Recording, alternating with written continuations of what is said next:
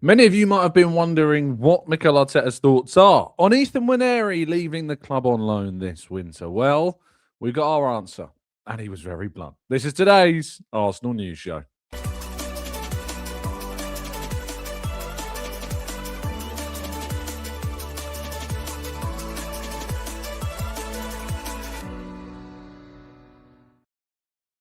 Hello and welcome to the Gooner Talk, back again with you guys and girls for another episode of what is indeed the Arsenal News Show, joining you every single morning at 8 a.m. UK time. Thank you so much as always for joining me and making this a part of your goodness, I can't talk this morning. I've never messed that up. Oh, that's a lie. I've definitely messed it up, but not like that. Goodness gracious me. It must be because love is in the air this Valentine's Day and I just can't. I'm mincing my words. The wife's on the mind. Must be what it is. Good morning to you all. Thank you so much, as always, for tuning in. Really appreciate you being here. Good morning to Steve, to John. We've got Blackshine and Grantley Poos, to Barry, to Matt G, Young Gooner. We've got Brian, we've got Tom, we've got Claire, we've got Martin and Franklin. We've got Maria in the chat. Runs with Cows, Ken, Maximius, Glenn and Ken in the chat today. Good morning to you all. Thank you so much, as always, for listening. Let's see if I can make it to the next few sentences without making any mistakes. That would be quite the achievement, I think we can all agree at this point in time. If you could drop a like on the video, subscribe to the channel. If you're new around here, those notifications turned on so you never miss a show, that'd be greatly appreciated. Let me point you in the direction of Lee Judges, who I was very happy to be joined, or rather be joining last night on his channel with Dan and Simon and Sophie. It was a really good chat, really good conversation. So go over to Lee Judge's channel if you want to go and give that a watch. I would highly recommend. But let's bring it back here, shall we? And to our stories. And it is FA Cup weekend. It's FA Cup weekend for all the clubs, of course, that still remain in the competition. Obviously, there are some clubs, plenty of clubs, actually, Man United, that aren't actually involved in the competition as things stand because they were eliminated in the first round. Tee-hee. So let's round up all of today's fixtures and, of course, round up quickly yesterday's fixtures as well. Hull City losing 4-0 at home to Chelsea, while Wrexham managed to get through to the fifth round of the competition with a 1-0 win over recently relegated Ipswich Town. Burton are the first game of the day. They're in action against West Ham in a 12:15 kickoff. Norwich City host West Bromwich Albion. Southampton take on Leicester. If you know the significance of that fixture, it's because you know exactly what happened earlier this week when Leicester blew a 3-0 lead at home to Saints, who managed to come from behind to win 4-3. Leicester really are in quite a state right now. Burnley host Mansfield Town. Manchester City are at home to Salford City. Some Manchester law there for you. Aston Villa taking on Newcastle. They, of course, eliminated Spurs in the third round of the competition. Liverpool are at home to Brighton. Birmingham taking on Leeds United. Grimsby Town host Wolves. Stoke City hosting Fulham. Oxford United have Sunderland. And Arsenal, of course, one of the games tomorrow. Several of these games I've mentioned from Birmingham through to that game against Sunderland between them and Oxford is tomorrow, as is Arsenal Wigan. And Macclesfield taking on Brentford is on Monday. And then on the 3rd of March, a delayed fixture, it's Port Vale taking on Bristol City. So they are all of the games for you to check out. And, of course, we'll be at the Emirates tomorrow for that game between Arsenal and Wigan, where we are hoping, of course, that Arsenal make significant, considerable changes to their team from the last game. In fact, I was saying last night on Judge's channel, I said that there should basically be no players that are going to be starting the game on Wednesday involved really on Sunday, unless there's any reason for fitness to kind of help build up some fitness, maybe some minutes. Maybe the likes of Saka, for instance, gets like 30 minutes to help build up that fitness after returning from injury. Perhaps Ødegaard, although we don't know if Ødegaard is injured or not. We saw him walk, or limp, I should say, through the mix zone after the game against Brentford, and we don't know how he has responded. But I guess we will wait and see on that front. Mikel Arteta did face the press after that game against Brentford, where he previewed the game and faced questions on the game against Wigan on Sunday. The questions, it's always awkward, these press conferences, I find, when you do these press conferences after the last game to preview the next game, nothing has really changed between the two press conferences except a couple of minutes, if that, seconds even. So there's no real new information that can be gleaned from the Arsenal manager in those presses. So sometimes the questions go a little bit more wide of tangent and can go slightly elsewhere. And Sam Blitz from Sky asked the question that needed to be asked, which was around Ethan Nwaneri. Sam said, can I ask about Ethan? Now Mikel Merino is injured, Havertz is injured. Do you have now perhaps any regrets about letting him go? And if you watch the clip of this, you'll see Arteta kind of laugh this off. There's kind of a long pause and a smile and a bit of a chuckle before he says that's easy to say. After making the decision, who could have predicted that Mikel was going to be out for 5 months? And Kai, it's unfortunate at the end. We have to make the decisions on the moment, understanding the context there, and the best decision for the club. For Ethan, for sure it was for him to go and experience a different environment and have played and have minutes played and getting ready to come back to us. It's worth pointing out, this is a move that Ethan wanted. You know, this is a conversation between Mikel and Ethan and his reps and his family, and there was a decision made between them that this was the right step, this was the right choice, this is what was wanted. It's not a case of like Arsenal sent him away against his will to Marseille. That's not what happened. This is a move that he wanted, knowing that he wasn't getting many minutes. You think about it, he was pressing to play in those behind closed doors friendlies, the one that Max Dammer was injured in and against Man United. Like, he's pushing to play in these friendlies because he's not getting enough minutes because there's so many players ahead of him at the moment in the pecking order. And people have said about kind of like recall conditions and having a break clause. Break clauses really only are able to be utilized during, if they are established, which there wasn't this in the transfer windows. Clubs don't agree to recall clauses overall because it puts them at a disadvantage. They bring in a player on loan to cover what they need. Arsenal were very happy for him to go into Marseille, and clubs don't really want recall moments to be put in this space and time. When you think about a player leaves on loan in the summer, clubs are more open to recall clauses being implemented into January periods. That's when you see those players recalled, is during that January period, because that's when the break clauses are inserted. But if a player leaves in the January transfer window until the end of the season, those break clauses, to get a club to agree to a break clause when they're joining on loan in January, I'm sorry, but you've got to be realistic about that. That's not going to happen. And if you need to know why, well, you need to ask Marseille and any other club that would turn that down, and quite rightly so, that they would.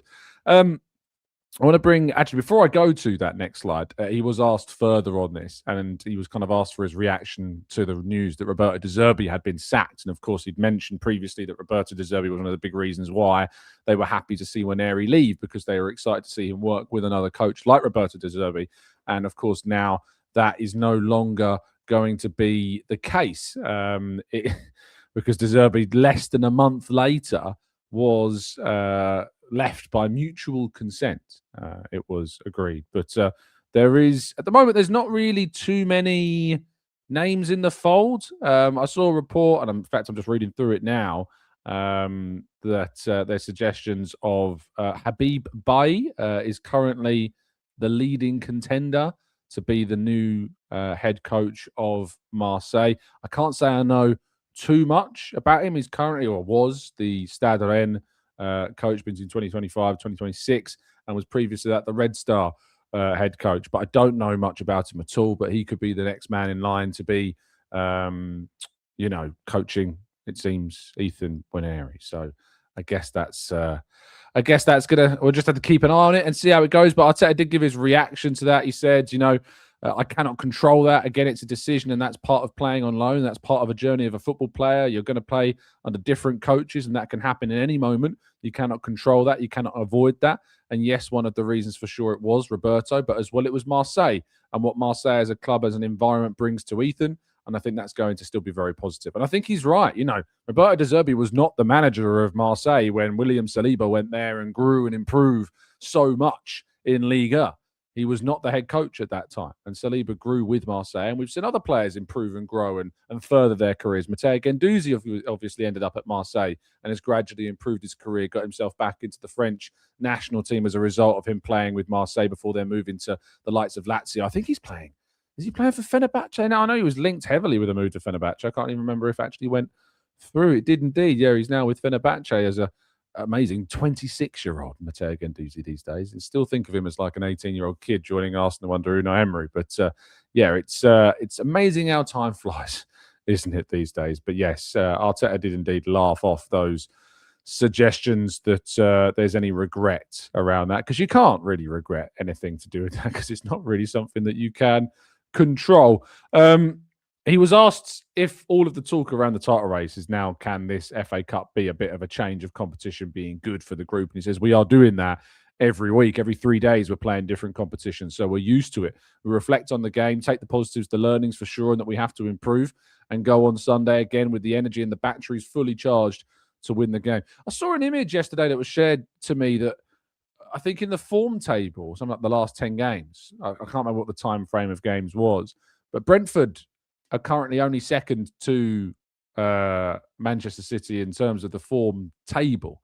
No, not Manchester. It was somebody else. It might have even been Arsenal, but Brentford are second currently in the form table, and I think it's points maybe picked up in 2026. I can't exactly remember what the exact parameters were, but there was a table going around of Brentford being second in whatever form table that was being used, and it made me certainly reflect on that and think it's probably not a bad result for Arsenal to have ended up getting a point there. And I know that we're frustrated by that outcome and by that scenario, but I don't think it's necessarily the end of the world that Arsenal ended up getting a point in that game. I think it could have been worse. We certainly could have lost that game. And if it wasn't for the actions of Rice and Mosquera, we probably would. We also could have won it, in the last moments. But it wasn't to be, and Arsenal take the point, and now they need to go and keep that title race very much in their own hands and go to places like City and get those big results if they want to go and win the league. I did a little bit of digging around Arsenal's attacking numbers yesterday for an article. You can read the full piece and get all the insights and more details on this if you will go to the Football.Ireland website, onto my page. You can find the article. But I wanted to have a look at the percentage of goals that have been scored by attacking players at Arsenal over the last 3 seasons. You can find the piece under the headline, Mikel Arteta must find a way to solve worsening Arsenal goal-scoring problem to secure the title. And this is the statistics over the last 3 seasons. Now, of the 62 goals after 26 games that Arsenal had scored in the 23-24 season, 79% of those 62 goals had been scored by either forward players, strikers and wingers, or attacking midfielders like Odegaard or Kai Havertz, for example, or Ethan Nwaneri. And that number dropped, not only the volume of goals by the 26th game week in 24-25 to 51 goals from 62, but then of those 51 goals, 60% of those goals were scored by either forwards or attacking midfielders. And then this season, by this point, 26 games in, of the 50 goals that we have scored in the league, only 58% of those goals have been scored by either forwards or attacking midfielders. So what does it tell us? Well, it tells us, of course, that Arsenal's goals are now being spread much more throughout the team. It also shows us that the trend of goals from 23-24 to 25-26 has dropped from 62 to 51 to 50 over those 3 seasons, and that we are more reliant on goals being scored by Zubimendi or Rice or any of the back four, and particularly, of course, from those set-piece situations as well.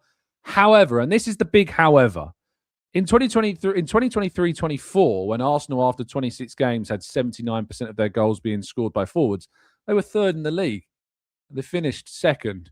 In 2024-25, when they had 66% of their goals being scored by their forward players and attacking midfielders, at that point in the season, they were second in the league. And at this stage of this season, 26 games in, with 58% of their goals being scored by forwards, they're currently 4 points clear at the top of the table. So despite the fact that Arsenal's forwards are having less of a say in the output of their goals, ironically, we find ourselves in a better position comparatively to the state of each league. So is this a case of, well, our forwards aren't doing as much as they were in previous seasons, or is this a case of our defensive players are actually operating more offensively than they were in previous seasons? And as a result of that, or is it a case of, are we seeing other teams set up differently against Arsenal? There are loads of factors that can contribute to this. But what I think is the most astounding statistic for me is that of the 100, if you think about it, Arsenal in the summer added £170 million worth of attacking players to their team. Victor Gyökeres, Noni Madueke, and Eberechi Eze all joined Arsenal to add goals, to improve our tally, to improve where we are. And between them, so far this season, they've scored 14 league goals. And that amasses amongst their minutes, according to Transfermarkt, to a goal every 217 minutes between the three of them, between Gyökeres, Madueke, and Eze. Every 217 minutes that each of those three together are on the field, they score a goal. Now, if we rewind to 23-24, there were three players that were not necessarily the main starters. And if you look at kind of this season, other than Gyökeres, certainly Madueke and Eze, not the two main starters, but even then with Havertz coming back and Jesus coming back, we've started to see Gyökeres' starting minutes reduce as a result of that. In 2023-24, Eddie Nketiah, Emile Smith-Rowe, and Fabio Vieira had 9 league goals between them. Well, you might say, oh, well, that's 5 less than, and this is by the 26th game week, by the way, not the whole season, just at the same stage of the season 2 seasons ago. You might think, well, that's 5 goals less. Well, between them, the 9 goals that they scored spread across the minutes that they were on the pitch, Arsenal were getting a goal from Eddie Nketiah, Emile Smith-Rowe, and Fabio Vieira every 167 minutes. So every 50 minutes less. 50 minutes less in getting a goal. And that's a concern for me. It's a concern for me that the 170 odd million quid that Arsenal spent on those 3 forward players is returning goals at the moment in a slower rate 2 seasons later than Eddie Nketiah, Emile Smith-Rowe, and Fabio Vieira are providing to us at a rate of 50 minutes per goal slower. And that is a surprise. So for all the context that we can apply to the volume of our team, and definitely the defense has improved over those seasons, and we've conceded 5 less goals at the same stage. We conceded 23 goals by 24-25 after 26 games. We've conceded 23 goals after 26 games in 23-24, and we've conceded just 18 goals by 25-26. So defensively, we are better, but we are scoring less. It is interesting that the volume of goals and the frequency of which we are scoring, the rate that we are scoring, despite investing huge amounts of money in different players, is seeing a slower return of goals compared to players that, if we're being very honest, a lot of us were quite content in seeing leave. So it's how and why this is happening that needs to be talked about. But at the same time, it's also to do with a reality that Arsenal are doing, by any means necessary, all they can to win every single game. And games that we were winning in 23-24 were not bringing us a title. They weren't bringing us a league. They weren't bringing us any trophies. They weren't getting us to any finals. In 25-26, while we may not be seeing our forward players scoring as regularly, as frequently, while we may be seeing our defensive players and our deeper players contributing more to our goal tallies, we are defending better. We are harder to beat. We are dropping less points from winning positions than City are. We are picking up more points from losing positions than City are this season, and that's why we are where we are in the table. And we are in a first cup final since 2020. So I agree with Rancid. I'm confused. I don't know how to feel. There are signs of catastrophe, but then there are also signs equally of not. So how do you feel? And how are you supposed to feel absorbing all of that information? And in the end, did we just conclude that kind of stats are kind of just a bit crazy? And even though things look worse, in the reality is they're not worse. And you have to think about, is it sustainable? That's kind of the question mark. And that's the question I put to you, is that, do you think this is sustainable? Because you could argue that the numbers that we were putting up in 23-24 were more sustainable. And to a degree, we did sustain them, but our rival was better than the rival that we are facing this season. The City of 23-24 was a juggernaut power that went on to win pretty much every single game until they went and won the title. And 24-25, the amount of injuries that we suffered was cataclysmic. And I say cataclysmic, right? I say the number of injuries that we suffered last season was cataclysmic, while the likes of Liverpool had all of their best players fit for pretty much the entire season. Despite the fact that our injuries last season were cataclysmic, we've suffered the same number of injuries that we suffered in the entirety of last season already this season. So how about that? When we talked about the achievement of finishing second, getting to 2 cup semi-finals in the Champions League and the League Cup last season, despite suffering 27 different separate injuries, we've hit 27 separate injuries this season. Already this season. I genuinely am so baffled by this campaign. And it's such a strange season. It's such a bizarre reality that we find ourselves talking about with Arsenal right now. I genuinely don't really know how to feel. And if I don't know how to feel, I tend to just defer to the football. And that's what I intend to do. I just defer to the next game. Let's just get the win. I don't care how we get the win. Just get the win.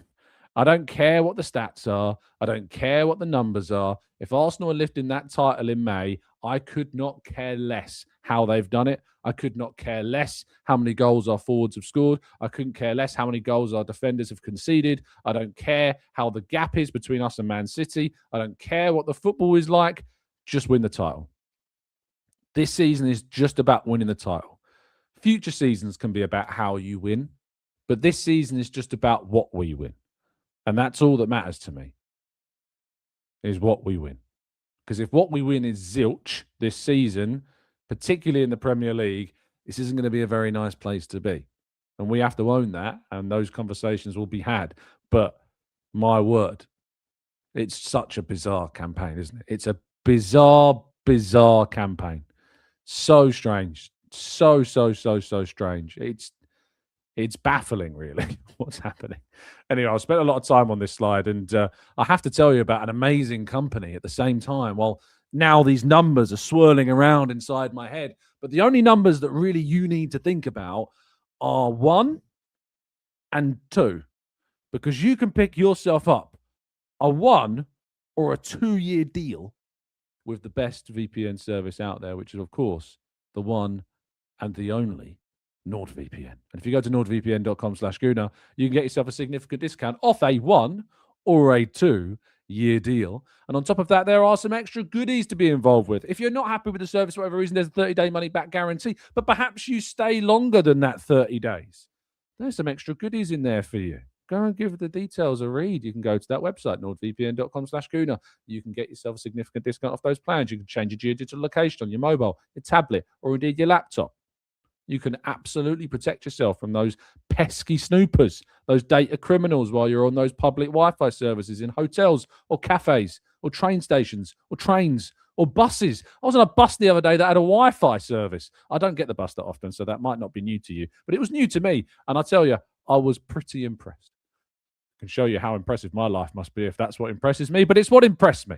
So if you want to grab yourself a fantastic deal and, of course, support the channel, and Nord, of course, continues to support us, then please do go over to nordvpn.com/Gooner and get yourself that significant discount.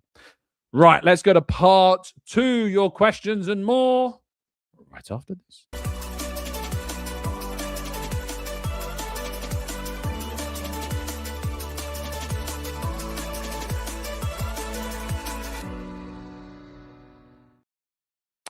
Hello and welcome to part 2 of today's show, where we're going to be jumping into the chat box and tackling as many of your comments and your questions as we can over the next, 15 or so minutes, 15, 20 minutes. I've got the morning shop to do today, so I won't be sticking around too much longer because I've got a lot to do, but I'll be tackling as many of your questions as I can as possible. CS8, he's dropped in a super chat because he's desperate for me to read out, under Arteta, we don't play exciting football. Well, it's not entirely true, but I know it's just opinions. DT Drape says, Todd, there is less ball in play than there is in the last 2 seasons. That also plays a factor. Plus, teams are playing in a lower block against us. Coaches and players need to find a better way to unlock teams. Yes. And James also says teams are sitting back, but we also encourage them to do it. I don't know if we encourage them to do it. We encourage them to do it by being as dominant, as strong, as dangerous as we are. But I do see what you're saying. Matthew says, Carragher doubted us winning the Premier League with no elite front 4 player. I agree with him if we needed close to 90 points. But as we don't, it's still achievable with less than an elite front for attackers. Kojabo says, good morning all. Can't wait for tomorrow. Will be good to rest many players like Zubi, Timber, Raya, Victor, and Gabriel. I certainly hope that we are resting plenty of them.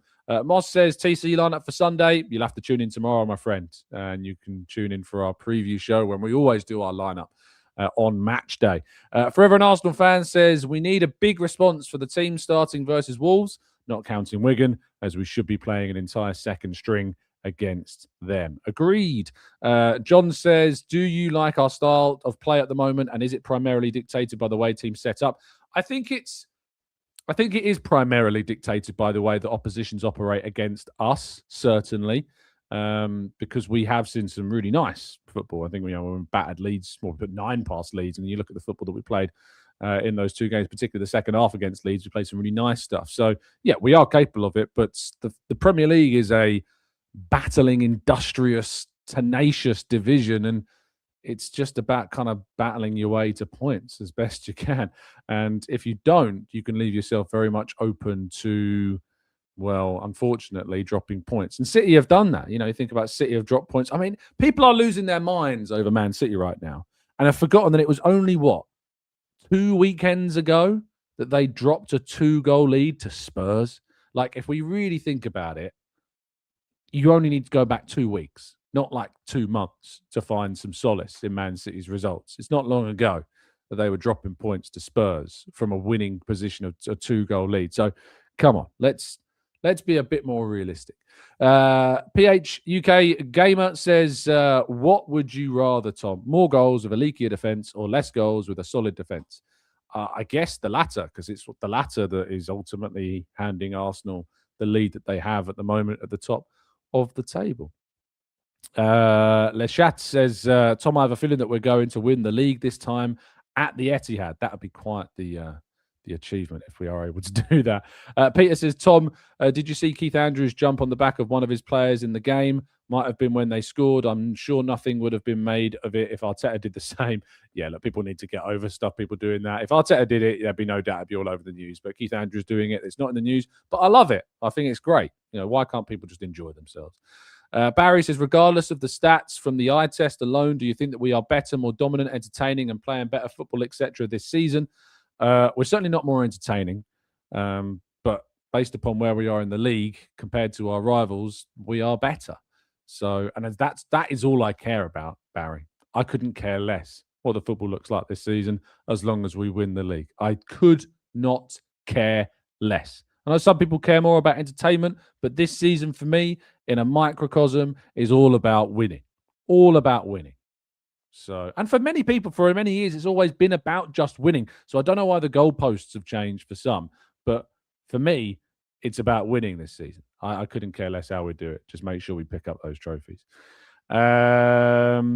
Let's go to Misunderstood Ninja says, Brentford are experts at creating chaos, not allowing the clever passing possession from opponents. Soup says, in general, individual brilliance is being coached out of the game, but individual brilliance is quite often what is required to break down low blocks, which is why some players, in my opinion, need to step up. It's why Eze needs to step up more than we have seen. It's why Saka needs to step up more than we have seen. We are being quite reliant on Trossard at the moment to be someone, to be the man, to create the moment, to be the flair figure. We need some of this talent that we've got to step up. Really needs to step up. Mark says, Tom, despite the injuries, the Arsenal are scary and teams are scared, hence the way that they approach us. What say you? Great stream as always. Come on, you Gooners, hit the likes and support, Tom. Yeah, look, as we mentioned in one of the previous comments, the primary reason as to why we play is mainly down to our opponents and how they set up and how we need to break them down. And we feel as though it's kind of a probability game, and the probability of getting the best result is to play this way for now. And as I said before, as long as we win the league, it will not matter one jot. It will not matter one tiny little piece of whatever. It will not matter as long as we do lift that title. Burr says, if you had to choose, would you rather have Odegaard come back to prime 2024 form or that Eze finds his top form? Well, I don't know what Ez's top form in an Arsenal shirt is the issue. And also his top form for Crystal Palace, if you speak to any Crystal Palace fans, they'll tell you that even during his top form would go missing in many games. So, I mean, Odegaard in 23-24 was next to unplayable at times. So that, I guess. But I'd rather both of them just started to play really, really well, to be honest. Jamel says, we need the team to transition the ball to the attacker faster. There is a delay which allows the opposition to fall into shape, and Noni can play multiple times at Timber against Brentford. We do need to move the ball faster. I think we've been saying that all season. There's no doubt about that. We need to be doing that. So hopefully that can happen. Jano says, why do people hate or criticize Arsenal so much? Is it jealousy, fear, or is it clickbait? Yes, is the answer to your question. It's just yes. Those three things. All of them. Just yes. Daryl says, Tom's on top form with these answers. Thanks, mate. Pinkle says, do you think that we have the attack who can win us trophies? Well, based upon the fact that we're currently top of the league, top of the Champions League, in a cup final, unbeaten in the FA Cup, I have to say yes, don't I? Like, all the evidence at the moment points to yes. So that's all I can say. Until they don't show me that, then the answer has to be yes, based upon all of the evidence that we've got right now. Because it's not just about our attack in the end, it's about the team. And the team as a collective is what is achieving this. And I think personally, what I fear, or not feel, not what I fear, but what I feel is that this isn't the full potential of this attack.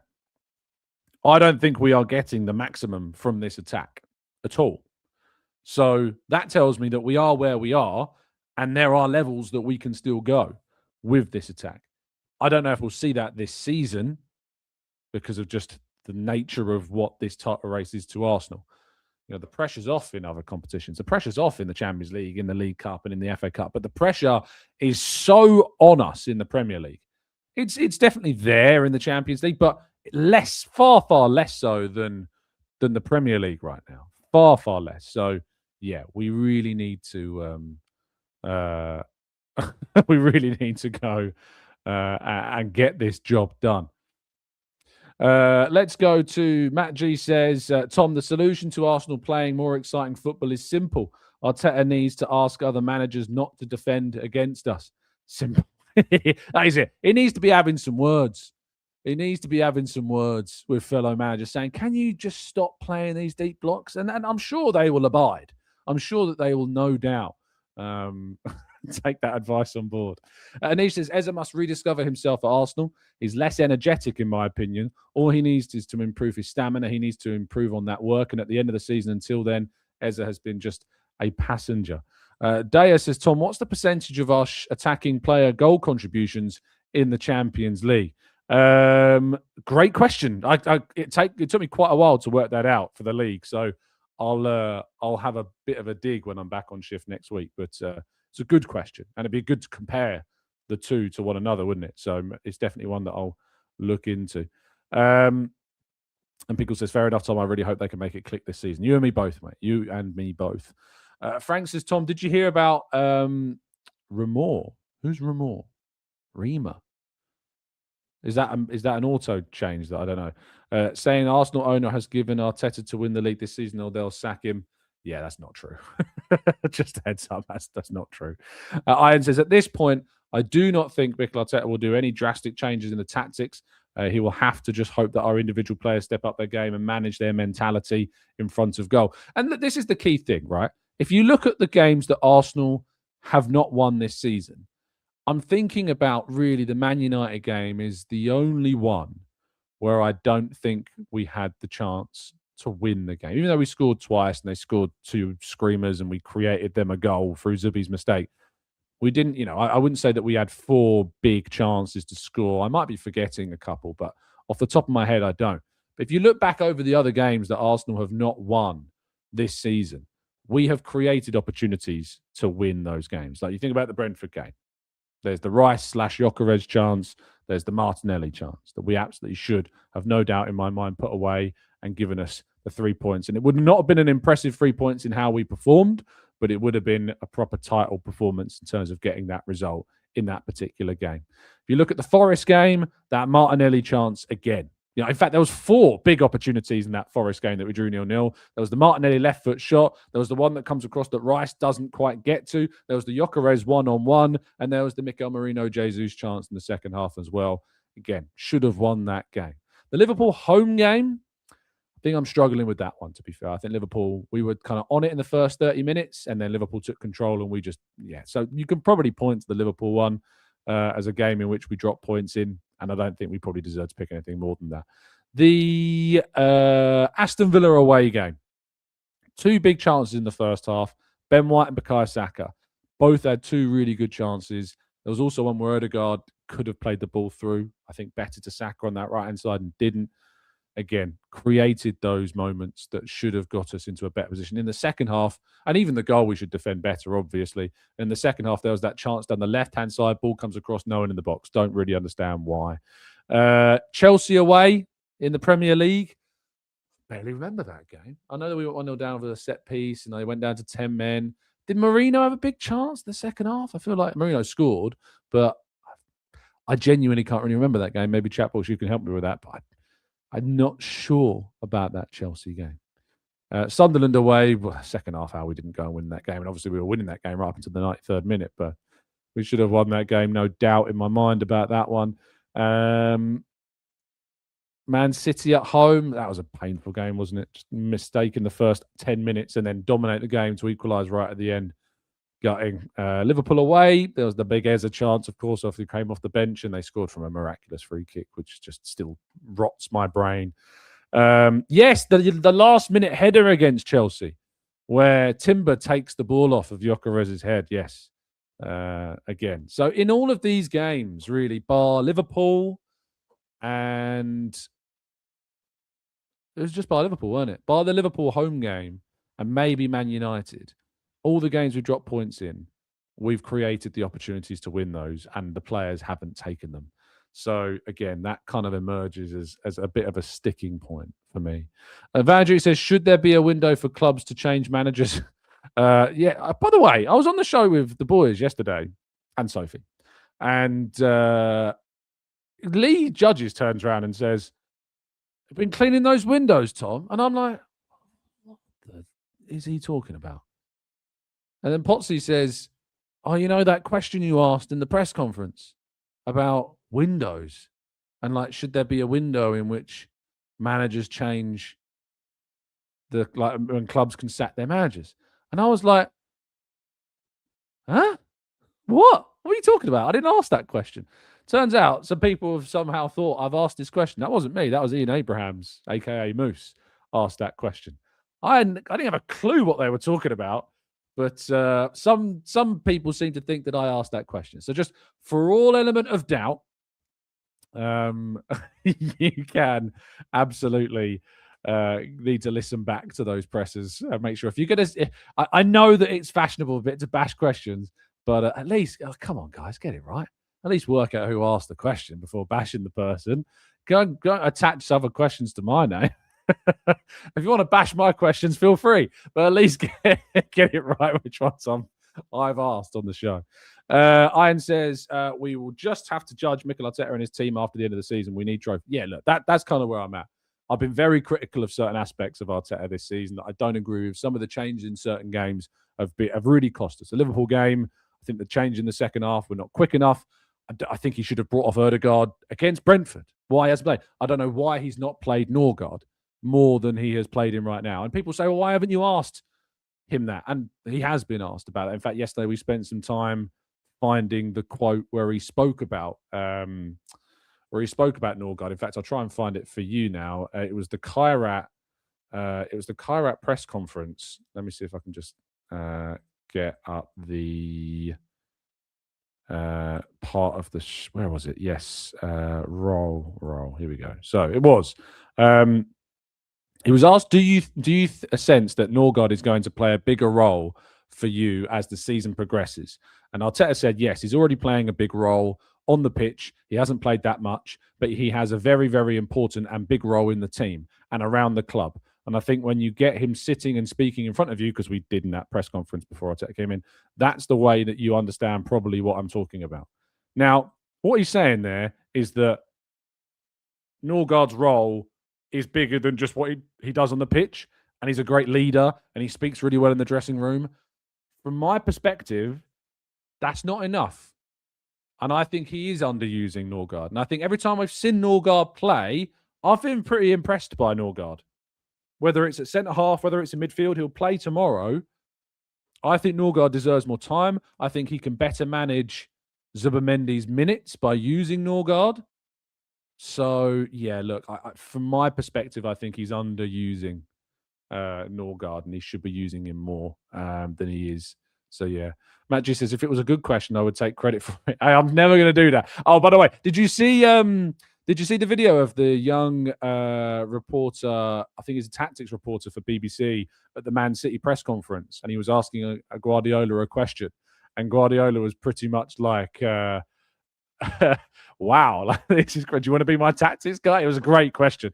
And I think, if anybody would associate the kind of like the tactical, really intelligent questions with an Arsenal press conference, your mind would immediately go to Art de Roche, wouldn't you? You'd immediately think of Art. So I've just tweeted him, and I think you should too.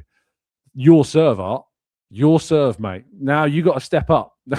I want to see some press conference battles between who can ask the most tactically insightful question and impress a manager. And to be fair, Art did get one of those the other day, because if you remember back to the game against Sunderland, where Zubimendi broke the deadlock by scoring from outside the box, in that press conference before the game, Art literally asked a question about scoring goals from outside the box.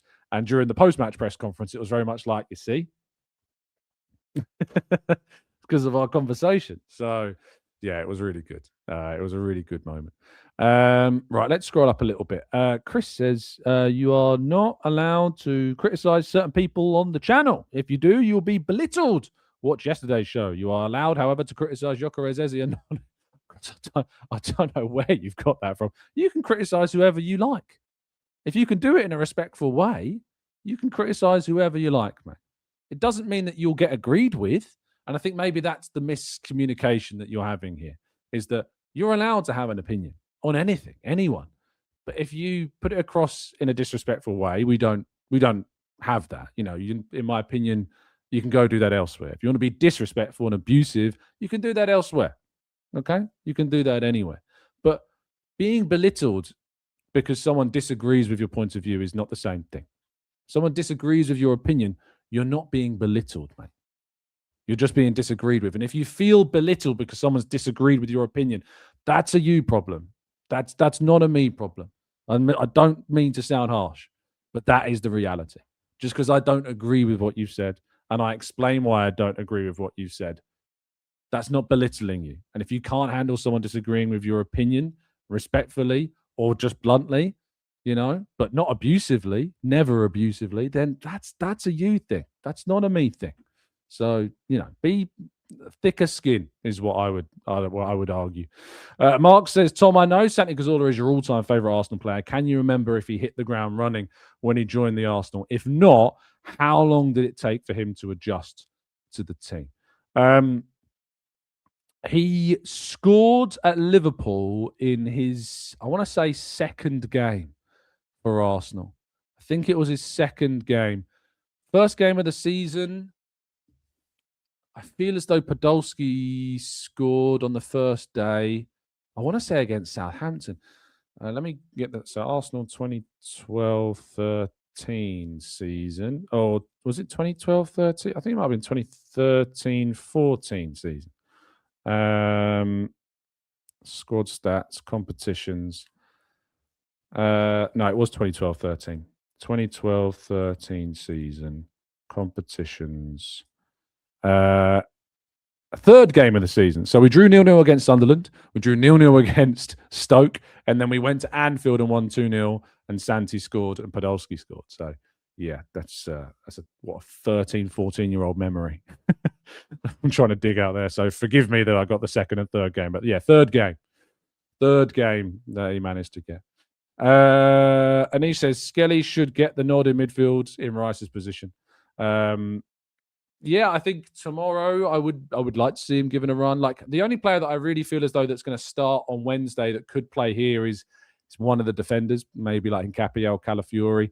But I'd personally go like Marley Salmon at right back, White and Mosquera centre backs, maybe Calafiori left back, Lewis Skelly in midfield with Norgard and Eza, Madueke, Jesus, Martinelli would probably be something, but we'll go into that in more detail tomorrow in tomorrow's show. And he says it's about the mentality of the players. I 100% agree with what Simon and yourself do. Always mention the only way to instill within the players is by winning, by hook or by crook. March 22nd is massive. Maria says, why didn't Norgard play against Brentford? Was he cup tied? I can't remember if we got him on loan. Too many transfers. He was on the bench and he didn't come on, and he absolutely should have come on. And I don't know why he didn't. I thought he would have been really good against Brentford. CSA says, you missed my super chat. Tough. Curtis says, still never seen someone line up and take a corner with RF and then switch with the other foot. Yeah, unbelievable. Young Gunner says, Tom, I stubbed my toe. It's Arteta's fault. Arteta out. Yeah, that is the way that some people go. So there you go. Chris says, I wasn't disrespectful towards Odegaard. Thanks for the explanation. It just felt personal. Again, it's not personal if someone disagrees with you, mate. It's just not personal. Don't take it personally. And you're here, right? You've put your opinion across. You're here in the chat box. No one stopped you from writing your opinion. It's written. You know, as you've clearly not done it in a disrespectful way. You're still here. If you weren't, then you'd have a point. But you're still here. You see what that means? Let's go. CSA says, that mean you're unable to defend your position? Hey, mate, if you want to hop on the show, I'll defend my position right now with you face to face. Just hop on. You're more than welcome. So, are you able to defend your position is my question. So, if you want the link, let me know. You can hop on the show on camera, and I'll happily defend my position. Well, I don't even know what the position is, to be honest, but I know that I can defend whatever it is. So, feel free. The offer is there. The invitation is there. So just drop me a message on Instagram. My DMs are open. On my X account, my DMs are open. Feel free and let me know when you've done that, and we'll get we'll get going. Yeah, there goes the shopping. I will delay the shopping for something like this, Maria. It's always an absolute pleasure. Rand says, is White still recovering from an injury? Why is Arteta so hesitant to play him? Timber is the best right back in Europe, in my opinion. That's one of the reasons. But I do think, again, that he can be better in maybe using White a little bit more. Let's go to Curtis says, Lol, always welcome. Exactly. Everybody is welcome. This is the thing, is that I always I disagree with so many people. Like, I remember when we had Shane on the show. Me and Shane do not see eye to eye on loads of points. But I'll happily have a conversation, and that entire conversation that me and Shane shared was incredibly respectful with one another. We didn't agree, and you wouldn't have agreed with him and his points, I'm sure, and some of you wouldn't have agreed with my points that I made. But we sat down and we had a conversation about it. It's not personal. And you're able to have and hold that conversation despite it. At no point did it get personal. You know, it's just two people that have got two different opinions that talk on shows. I don't know why people are so desperate to make things personal all the time, or to go and cross a line into something more abusive. So, yeah. CSA says, not everyone is comfortable just appearing on screen. I shall withdraw my comments. I shall withdraw my... Well, this is the thing, right? If you're going to turn around to me and say, are you not able to defend your position?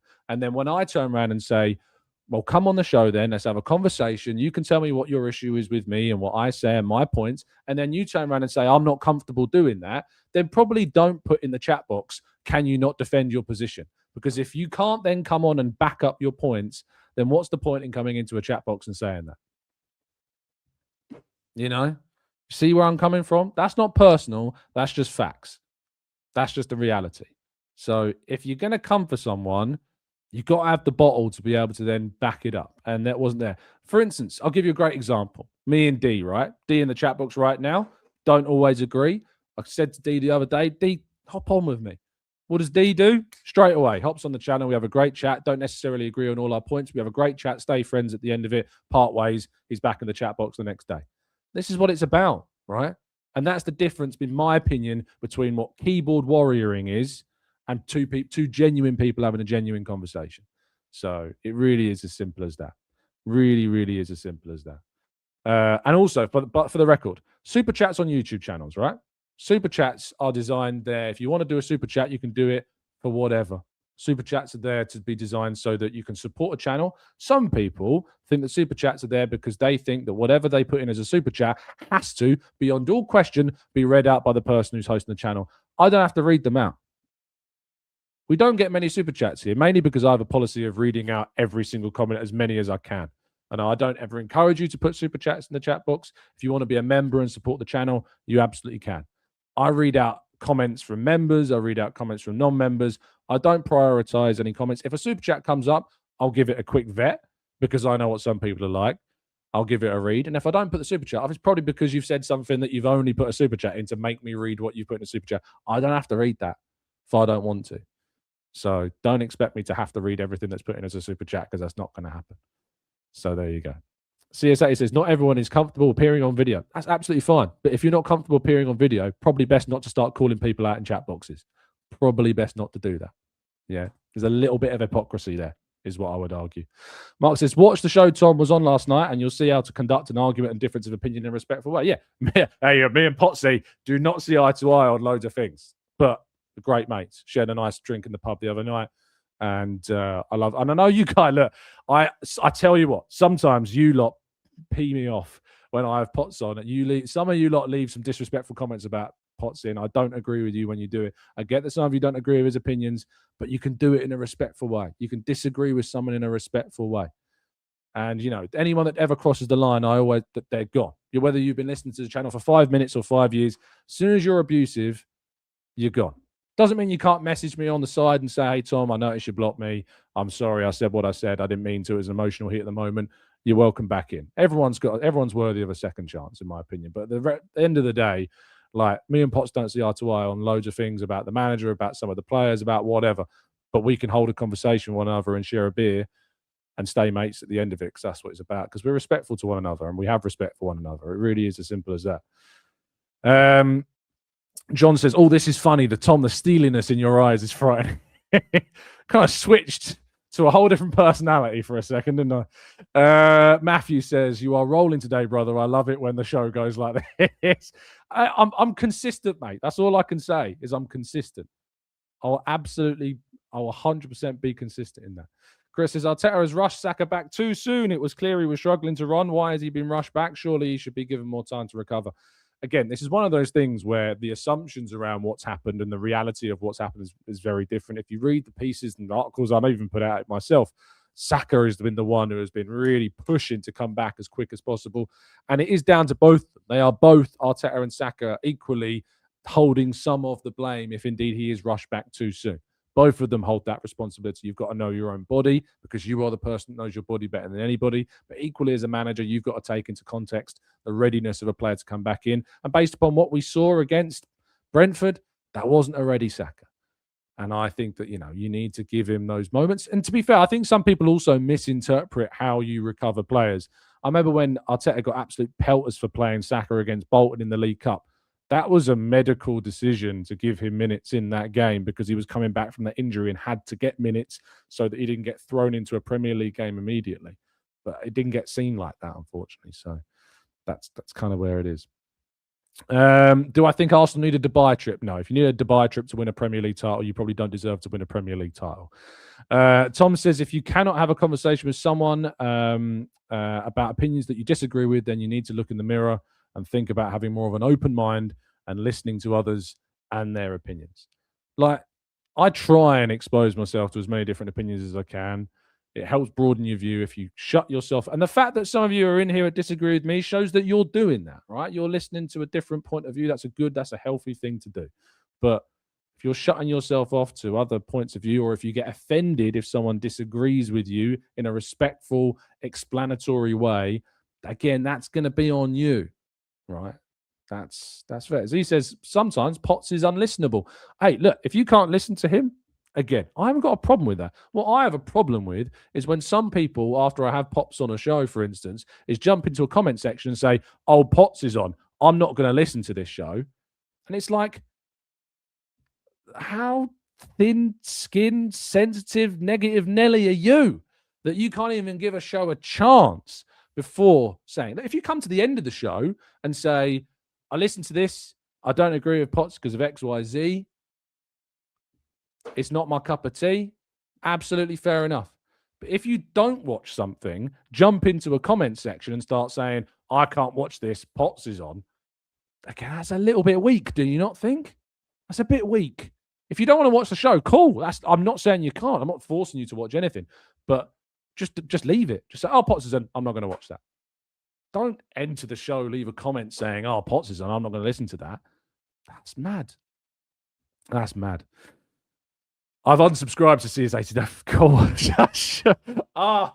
It's a stake through the heart. Oh, God. I don't know how I'm going to get through the rest of my day. Tom says, I don't like living in an echo chamber. I like being open to different thoughts.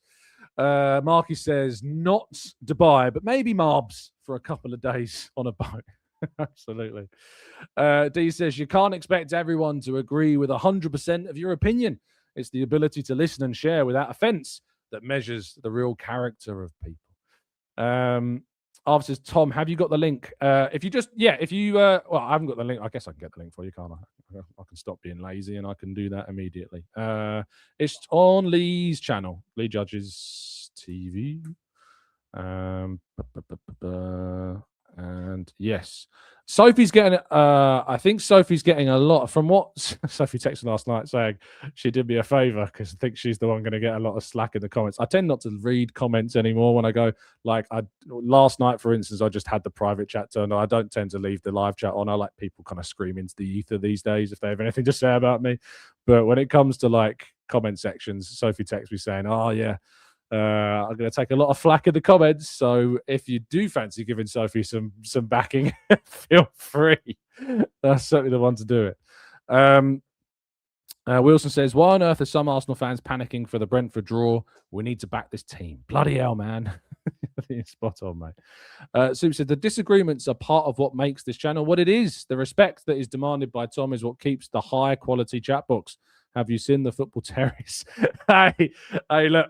I can't speak for other channels' chat boxes. I've got time for Terry, but I can't speak for other chat boxes. That's your opinion. That's your opinion. Maria says, my friend and I were saying just this morning that TT2 is probably the best Arsenal content on YouTube. That's very nice of you. Love your take on things, and we can tune in every day at 8 o'clock. That's very, very nice of you, Maria, to say. It's comments like that reaffirm that we're doing the right thing. So. Temi says, Tom, I have also unsubscribed. Oh no.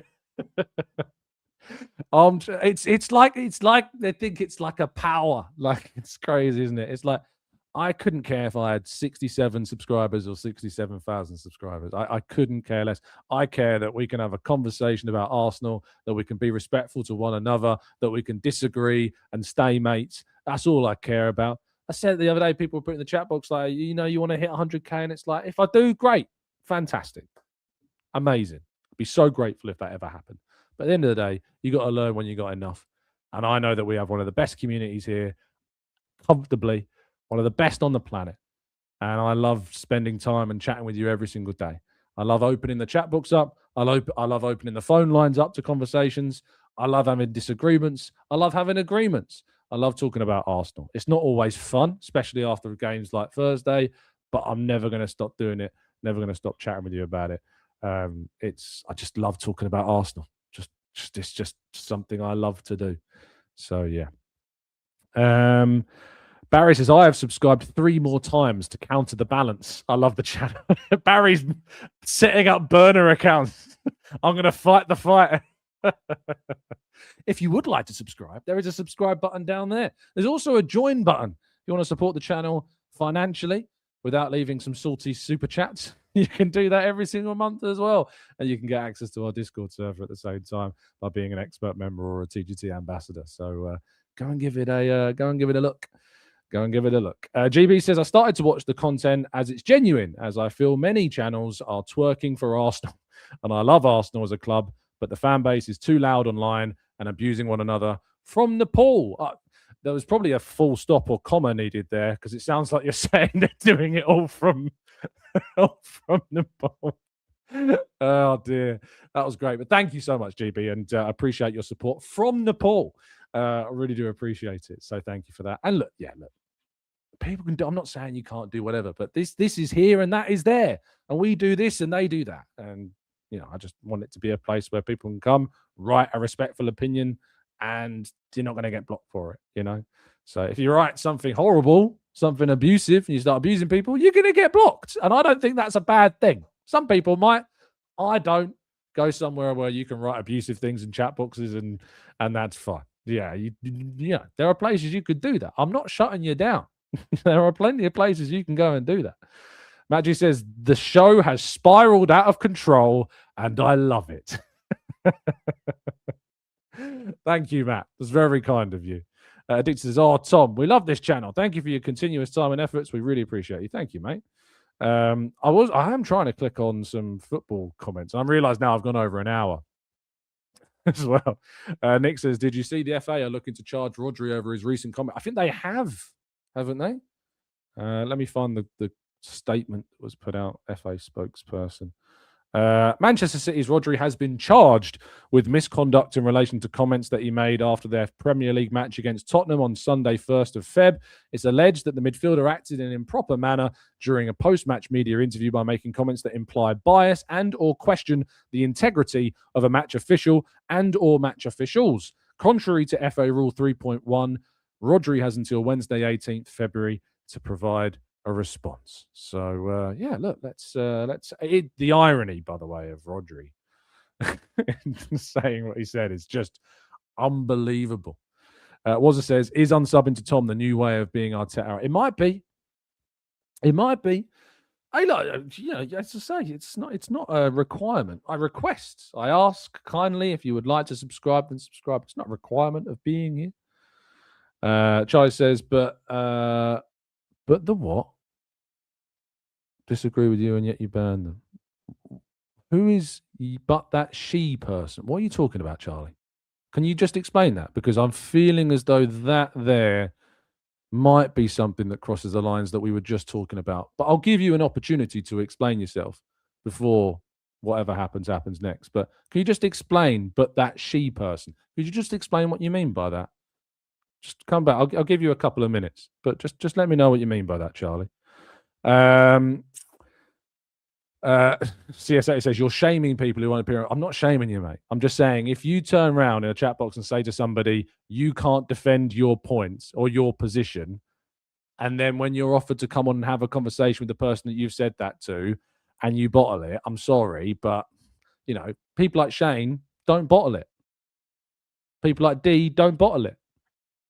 So it's as simple as that, really. I think it's saying things in chat boxes and then not following through. I think there's ramifications to that. Mark says, Tom, serious question. Up the Arsenal, what does it mean? And do you know where the saying comes from? It's just kind of a supportive. It's just kind of a. Yeah, it's just kind of a.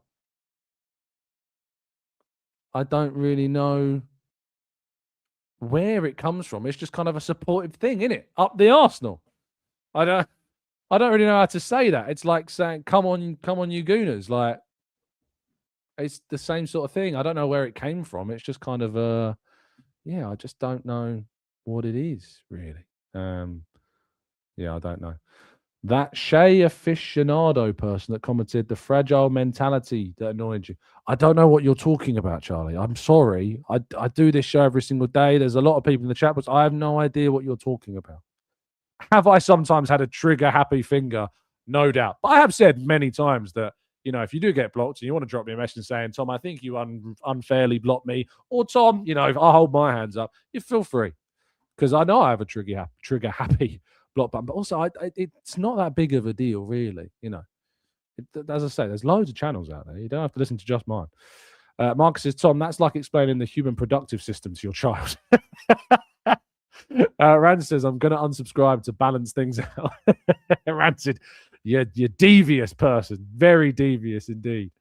Chris says, did you ban Jason Swift? You and Jason used to argue daily. I don't remember who that is.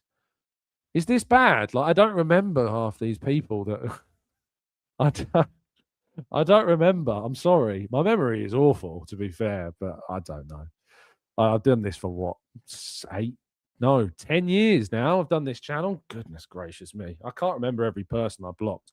I've blocked a lot of them, and it offends people, and I'm sorry, but I'm sorry. I can only apologize. Soa says, wouldn't it be nice if everyone took a chill pill and gave it a rest? Life is more than just an internet debate. 100%. Jai says, I'll tell them to email you because I've listened to some of the things they say and they have a wealth of knowledge. That's good, Charlie. Again, I don't know what you're talking about. So, yeah, feel free. My DMs are open on all my platforms. You can send me DMs on Instagram or on X. They are open, so feel free. One of the funniest things I find is sometimes I do find it quite funny is that if we ever say to somebody, it's like, drop me a DM on my social media platforms, right? And when you say, drop me a DM on my social media platforms, and it turns around and they say, I don't have social media. And I'm like, you're in a YouTube comment section, which A, requires a Google email anyway to have.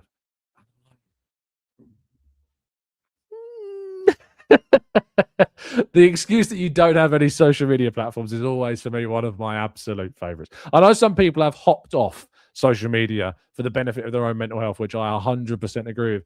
But I just find it hard to believe someone that's in a way that we get into those types of conversations. It's strange. What's your... It's on the screen. It's on the screen, Arthur. It's on the screen right there. Tom Canton Media. You can find me any of the platforms on there. In other news, water is wet. Have you noticed? As I saw it, yeah, exactly. Matthew says, though, I have never had X or Instagram. Yeah. Ron Zucca says, oh, I'm here without a Google email. Really? Can you actually have a YouTube account without a Google? I thought you had to have a Google account to have YouTube. Maybe I'm wrong. I hold my hands up if I am. I thought it was wrong. Archway says, why is it so hard? It just is hard to believe. It's just really hard to believe that element of it. It's really difficult to believe that it's true when you get into kind of those discussions where it's like, do you want to come on the show? Drop me a DM. You're being quite rah-rah in the chat. I just struggle to believe that they don't have any form of social media. Connor says, Tom, how old are you? Because this will a lot of you as a fan. I'm 32 this year. I'm just about sick of seeing the club fail year in, year out. Oh, Connor, if only you supported another club, because I cannot tell you how much of a privileged position that you are in as an Arsenal fan, Connor. I have to tell you how much a privileged, you can get the word correct, position you are in to be able to be a fan. And I'd be curious to know, Connor, why you're an Arsenal fan. Why are you an Arsenal fan? Why did you start supporting Arsenal? What is it that made you start supporting Arsenal? Why do you support them? I'd be curious to know, because it's a privilege to be an Arsenal fan. I can tell you that for certain. You support a team that enters the title race now every single season, and there's about one of two supporter bases each season that do that. Each season, maybe three at a push. So yeah, difficult to know. Let's see. Let's see some more. Ayod says, I don't even have a computer or a phone. I'm using stenography to listen. What? I don't even know what that is. Oh, is this one of the things I Google and then really regret Googling? Stenography is the practice of transcribing spoken words into written text in real time using a specialized corded keyboard or shorthand technique. Wow, I didn't even know what it was. I know what shorthand is, but I've never heard of stenography. Typewriter. Connor says, I'm more of a fan than you, mate. I call it out for what it is. I want to ask, why has this got hostile? What happened? What happened there, Connor? I don't know what happened. I just asked you why you support Arsenal. I don't know what... Connor woke up and chose violence this morning. I don't know what on earth. What a strange reply. I said I was curious what the reason was behind you supporting Arsenal. I was curious. What? Does anyone know how I upset Connor? So what did I say? Sorry, mate. Do you mind telling me why you're an Arsenal fan? I hate you. Never talk to me again. So bizarre. That was so bizarre. Connor, let's try and remedy this, shall we? Let's rewind. Your first comment. Sorry, I'm going to try and not laugh. But it is funny. Connor says, Tom, how old are you? Because this will tell us a lot. I assume tell us. I'm trying to correct some of the errors in the spelling. Because this will tell us a lot about you as a fan. I'm 32 years this year, and I'm just sick of seeing this club fail year in, year out. And I said, Connor, I'm curious to know why you chose to be an Arsenal fan or what it was that made you an Arsenal fan. Because in my opinion, being an Arsenal fan is one of the biggest privileges you can have, because you wake up every single morning supporting a club that challenges for a title at the moment, pretty much every single season, and maybe this season goes on to win it, when there are millions, tens of millions, hundreds of millions of football fans around the world that don't have that privilege, that don't support those clubs. So that I don't know what upset you about that. I'm sorry if I did somehow offend you. I don't know how I would have done, but I'm happy to renege and go back. And yeah, I don't know why you said I'm more of a fan than you. I'm just trying to better understand how that situation spiraled out of control. Yeah, that's strange. Yeah, I don't know what happened there, Connor. I'm sorry. You have to let me know. As I say, I'm happy to come back around. Come on, guys, be respectful. Rand says it's actually amazing. My Morse code arrives in this chat box every day. D says, I'm 69. I've seen the good times and the bad times. I get knocked down, but I get back up again. They're never going to keep me down. I don't know where that's coming from. Yeah, happy Valentine's Day, people. Joining us in the chat today. Naya says, you were condescending. I don't know how I was condescending. I can tell that you listen to James O'Brien a lot. It's a skill of his as well. Hey, look, if you're going to compare me to the man, the myth, the legend, then I'd take that very much as a compliment, Naya. I really do. I don't agree with everything he says, but I think that he's fighting a very good fight. Swole says, I'm a New Zealander, started supporting Arsenal at 9 because my name's Kieran, and Kieran Gibbs was an Arsenal fan. I love the streams from down under. Thank you, Swole. That's very kind of you. And I love that reason as well. There's no right or wrong reason to support a club. There's no right or wrong reason to support a team. Sometimes you can inherit it.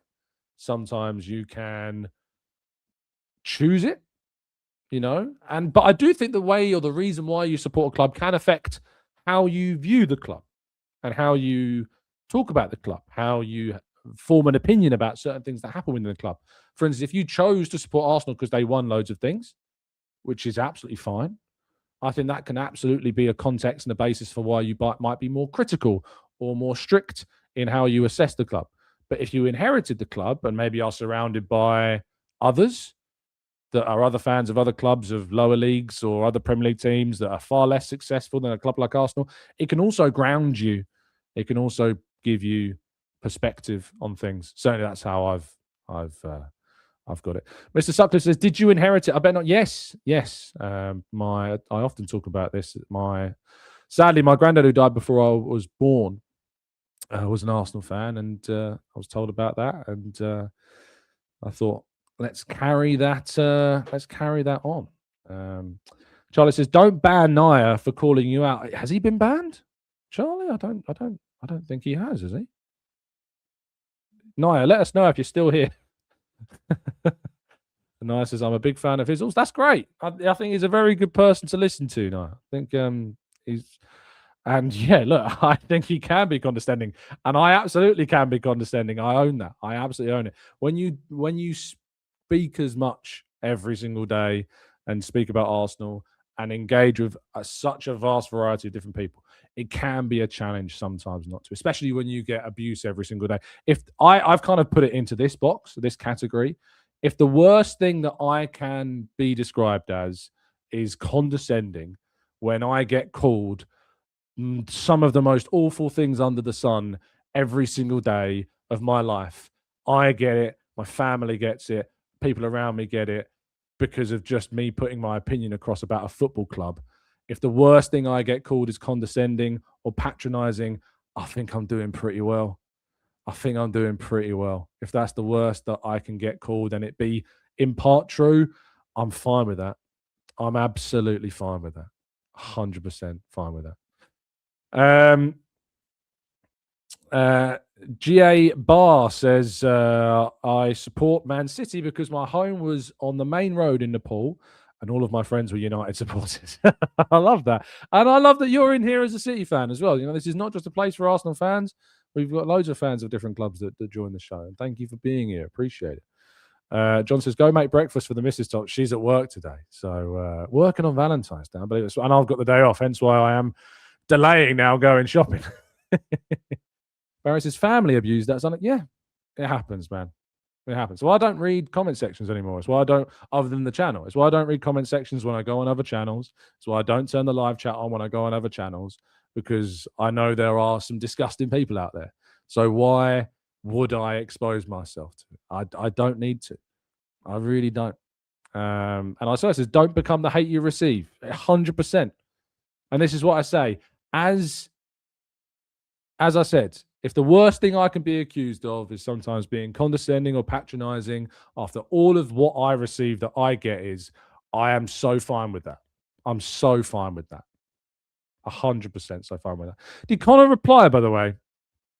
I did really want to remedy that. I feel like we maybe got off on the wrong footing. Is Connor still in the chat? I'm just going to do a quick scroll. Be a shame if we ended things like that, because I think Connor completely misunderstood where I was coming from. Maybe it was my tone. Maybe it was on me.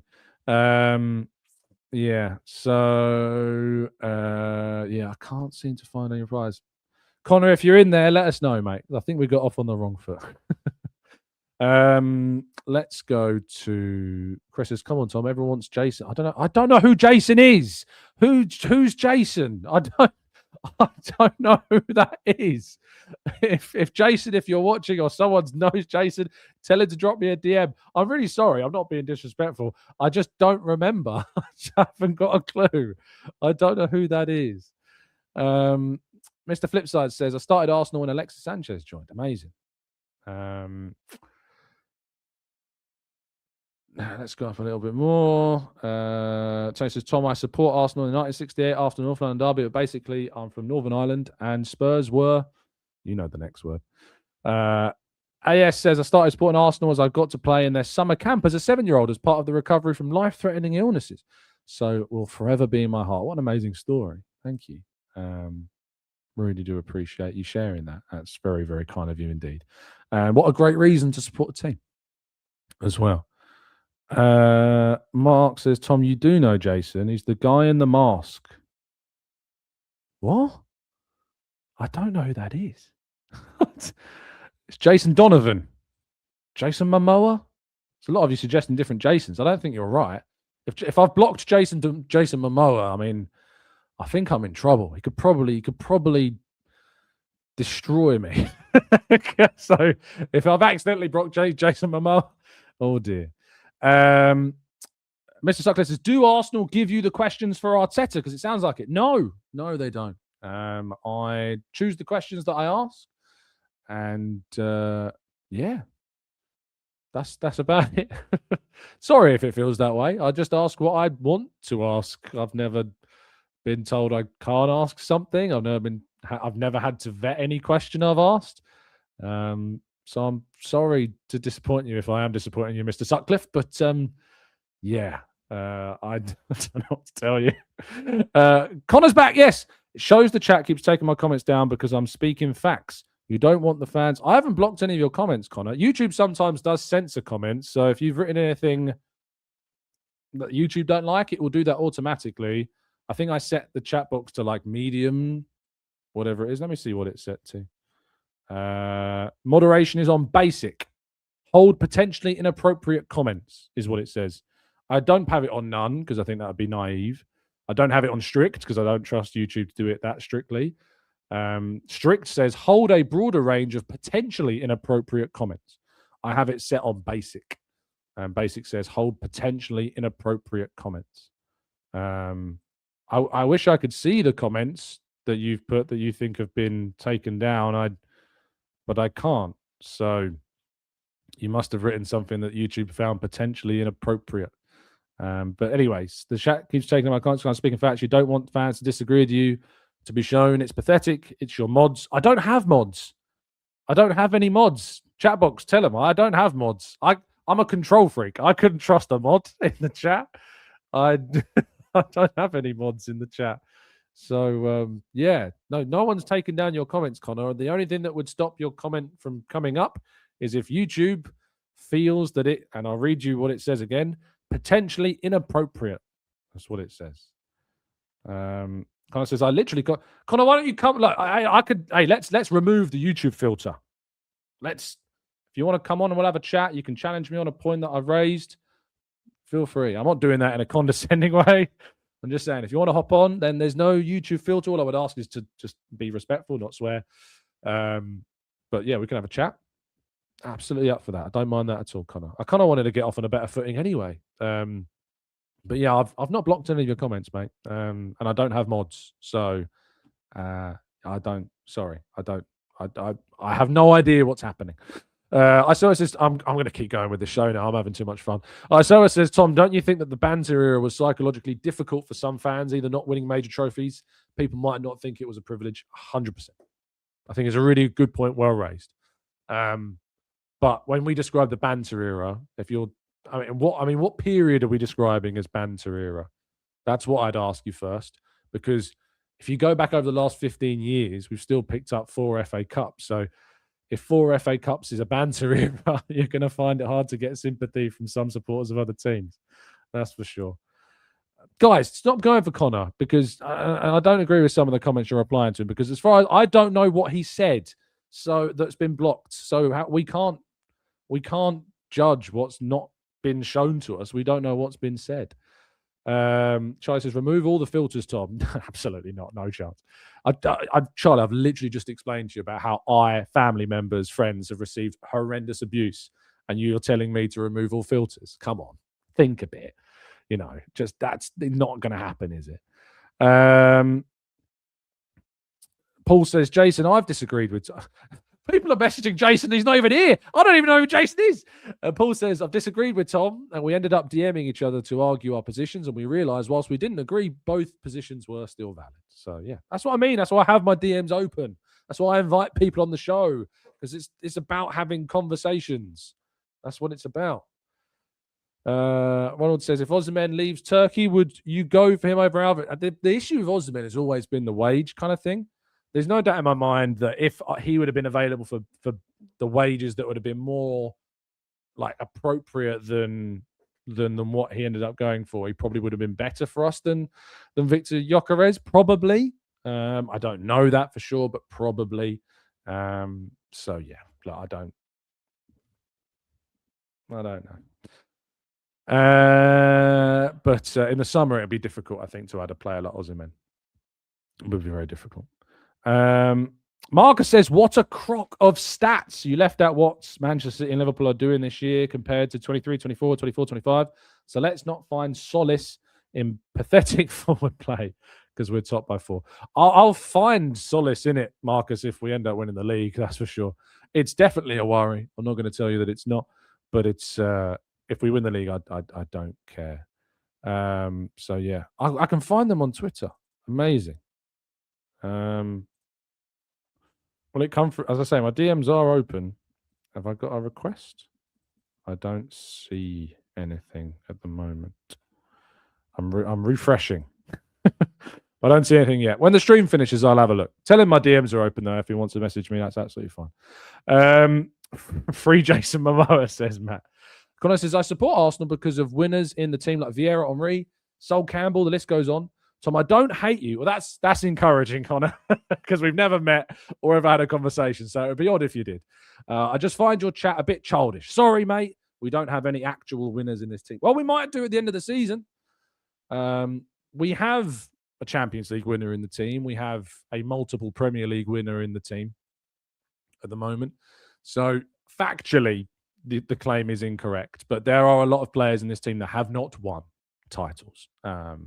Have not won major trophies. So there's no question in my mind that I think factually you're probably incorrect, But I think there's an essence to your point that is probably fair. But by the end of this season, maybe that'll change. I guess we will just have to wait and see. Maria says, this show will never finish. You're still here, Maria. Yes, you're still here, Maria. Sakalaka Boom Boom says, Tom, it's not fair that the rest of us have to hear about Connor. Can we get on the show, please? Hey, look, if you want to go rewind, we had 45 minutes talking about just football. So this is just kind of extra, really. I've been going for like an hour and 25 minutes. Like, this is, at the end of the day, this is just a bit of fun. Naya says, sorry. Naya, tell me if I'm pronouncing that correctly. If we don't win the league, there are going to have to be some very uncomfortable conversations about the manager and some of the players. I think I said the other day, I said, if we won't win the league, like, the conversation around the club's going to be very, very difficult. It's going to be a very difficult conversation. But again, I'm very much inclined. The same when people want to talk about open top bus parades and stuff like that. I don't really want to have those conversations because I want to wait to see if we actually win the league or not first. So let's wait and see if we do. Connor says, the way we played football then compared to now and set pieces, really, we were better. We better than that. Again, I'll say it 10 times and again. I don't care how we play this season. As long as we win the league, I do not care. I don't care. I couldn't care less how we play as long as we win the league. The following seasons, if we continue to play this reductive football, this kind of like industrious way, and we don't see more flair and we don't see more enjoyment, we don't see more, just nicer football, then we can have the conversations there 100%. But right now, I don't care. I don't care at all. So, yeah, that's kind of where I'm at on that one. Rand said, I started this day being confused about Arsenal, and now I'm confused about everything. Who is Connor and who is Jason? And why is Jason Momoa banned? The lore of today is quite the show. Anish says, is the news real about the board being very assertive about Arsenal's future? Arteta's future, sorry. I don't know where that news has come from, Anish. What is that? Someone reported the story? I don't know where I haven't read that. So you'll have to tell me where it is and I'll go give it a read and tell you my thoughts. But as far as I'm aware, he's got 100% backing at the moment. Chris says, City's players seem to smell blood and that is very worrying. Their celebrations after recent games bother me. Semenyo and Gehi are both excellent additions. 100%. Hey, Chris, we agreed. See, it can happen. I think you're 100% right, mate. Tony says, Tom, do people remember George Graham? I hope so. I mean, not everybody was obviously around when that was called footballingly conscious, but certainly I hope that they've gone back and learned about the era of George Graham and for all of its highs and lows, the good and the bad. So I hope so. Amesy says, someone's reminding Amesy that they've missed the best. Amesy says, just woke up and watched the show on playback, and you're still live. Did you start at 8 a.m.? Yeah, I did. Somehow we've been going for an hour and a half. It's been quite the show. So I've enjoyed this one. It's had its moments. Vinay says, hey Tom, I'm always asleep when you do the show. Can't sleep tonight because I went 0 for 2 on girls this weekend. Was hoping Arsenal would make me feel better. Hopefully I hear this on Spotify. I'm so sorry, Vinay. Valentine's Day can be tough. Finding dates can be hard. So just stay positive, Vinay. What is going on? What is happening? What is going on? Oh, dear. Anyway, thank you so much for tuning in, people. I'm sorry, but I am going to bring this to an end. I don't know what's happened. I don't know what's happened. Yeah. Thank you so much, as always, for tuning in. Really appreciate your time. Stay safe. Stay well. Stay happy and respectful. And that's always up the Arsenal. Bloody hell.